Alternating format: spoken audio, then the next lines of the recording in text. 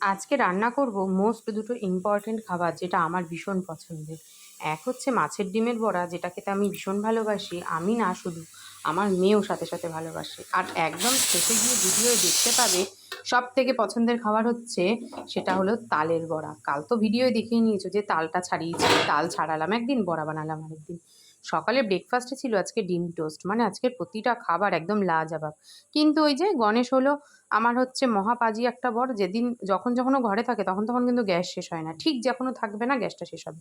কারণ ওর তো সমস্ত কাজে আলিস্য। ওর বাড়িতে কোনো কাজ করতে গেলেই আলিস্য লাগে, বাইরে ওকে যত ইচ্ছা কাজ দাও ও করে আসবে, কিন্তু ঘরের কোনো কাজ ও একদম করতে চায় না। এই যে গ্যাসটাও সেরকমই ওকে সায় দিল, মানে ঠাকুরের সহায় আর কি, ও যখন থাকে না ঠিক তখনই শেষ হয়। আর এই মোচা কাটা, মাই গড! তালের বড়া ভেজে গরম গরম খেয়ে নিলাম। আমি তো গরম তালের বড়া খেতেই বেশি ভালোবাসি। তোমরা কারা ঠান্ডা আর কারা গরম ভালোবাসো কমেন্ট বক্সে জানিও। আজকের মতন টাটা।